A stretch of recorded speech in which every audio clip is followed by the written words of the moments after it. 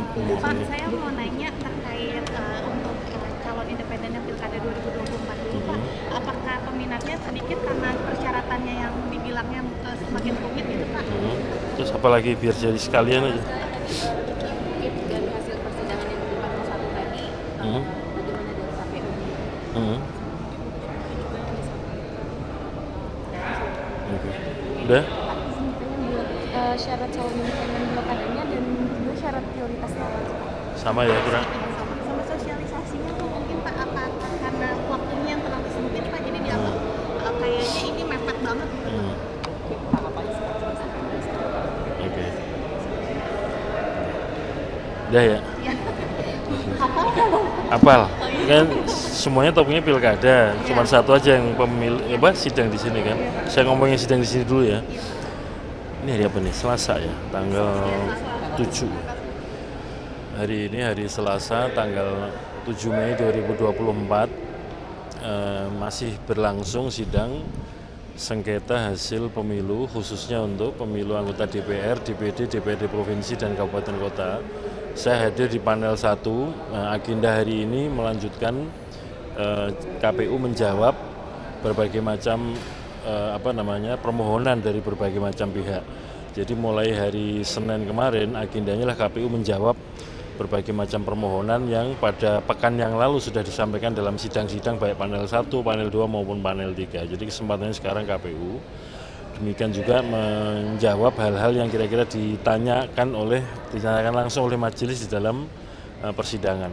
Termasuk agendanya adalah pengesahan alat bukti yang diajukan oleh para pihak, termasuk oleh pihak termohon KPU. Jadi masih berlanjut. Sebagaimana kita ketahui, bahkan di panel 2 tadi malam dan juga hari ini sidangnya sampai malam ya. Kalau yang lainnya kan pagi sampai siang dan kemudian dilanjutkan lagi siang sampai sore ya.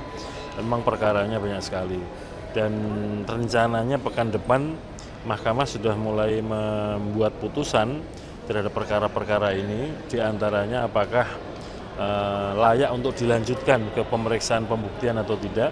Kalau tidak layak, maka kemudian akan diputuskan untuk selesai sampai di sini. Bagi yang kemudian oleh Mahkamah dianggap layak perkara yang dilanjutkan, buktinya meyakinkan, maka kemudian akan dilanjutkan dengan persidangan-persidangan pembuktian.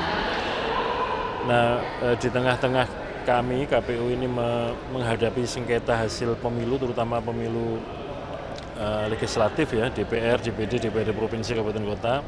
Tahapan pilkada sudah mulai berjalan, di antaranya ditandai dengan pembentukan badan ad hoc.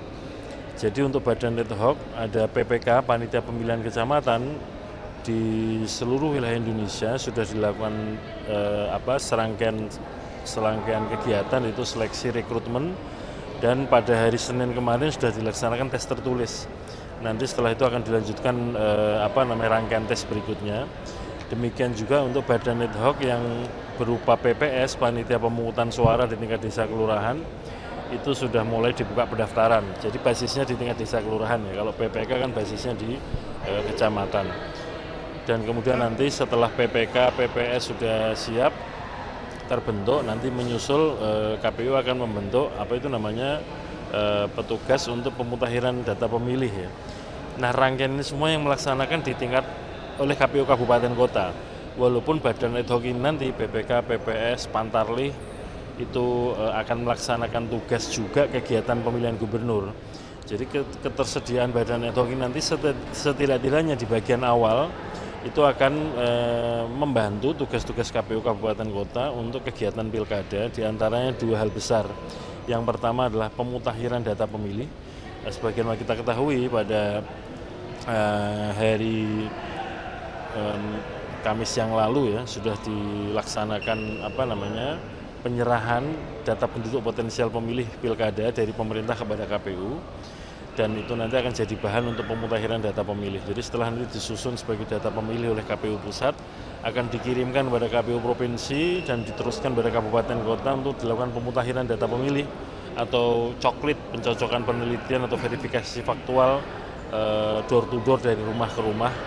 Dan itu nanti akan melaksanakan dipimpin oleh KPU Kabupaten Kota masing-masing. Dan pelaksananya nanti ada PPK, badan ad hoc berupa PPK, PPS, dan juga ada petugas pemutakhiran data pemilih. Selain itu, keberadaan PPK, PPS itu juga nanti akan membantu KPU Kabupaten Kota menjadi tim verifikator, melakukan verifikasi di lapangan untuk bukti dukungan bagi calon kepala daerah yang maju berasal dari calon perseorangan. Apakah dia calon gubernur, wakil gubernur, atau bupati, wakil bupati, atau wali kota, wakil wali kota, kalau lewat jalur perseorangan itu harus mengumpulkan sejumlah dukungan dari pemilih di wilayahnya. Jadi kalau dia mau nyalon gubernur di provinsi A misalkan, maka jumlah penduduk yang punya hak pilih atau pemilih di provinsi itu berapa. Menurut Undang-Undang Pilkada sudah ada persentasenya, berapa batas minimal dukungan. Demikian juga calon kepala daerah untuk bupati, wakil bupati, wali kota juga ada begitu. Di masing-masing kabupaten kota jumlah penduduknya berapa, itu yang dijadikan ukuran berapa persentase pendukung dan sebaran yang harus dipenuhi.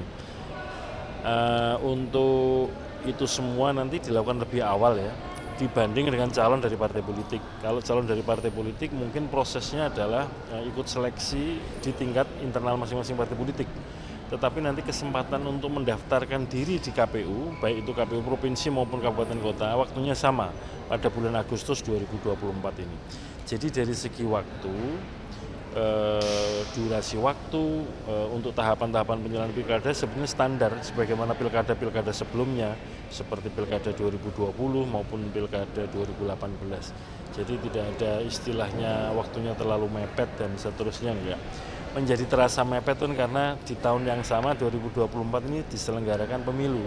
Jadi kemudian partai juga masih punya kesibukan belum selesai untuk urusan pemilu dan sudah harus mulai rekrutmen dan seleksi untuk calon-calon kepala daerah untuk keperluan pilkada. Demikian juga KPU, urusan pemilu belum selesai tuntas semua, tapi kemudian harus mulai mengerjakan tugas-tugas pilkada. Saya kira itu dulu ya. Boleh satu lagi, kalau itu apakah karena adanya pertambahan persyaratan? Enggak ada, karena undang-undangnya belum berubah. Undang-undang tentang pilkada belum berubah. Terakhir yang mengatur tentang syarat-syarat calon, syarat pencalon itu Undang-Undang Nomor 10 2016. Jadi tidak ada perubahan tentang syarat pencalonan, misalkan dukungannya berapa, persebarannya bagaimana, tidak ada perubahan.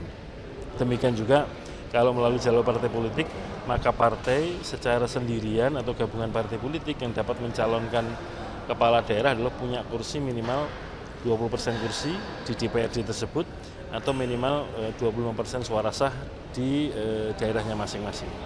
Cukup ya?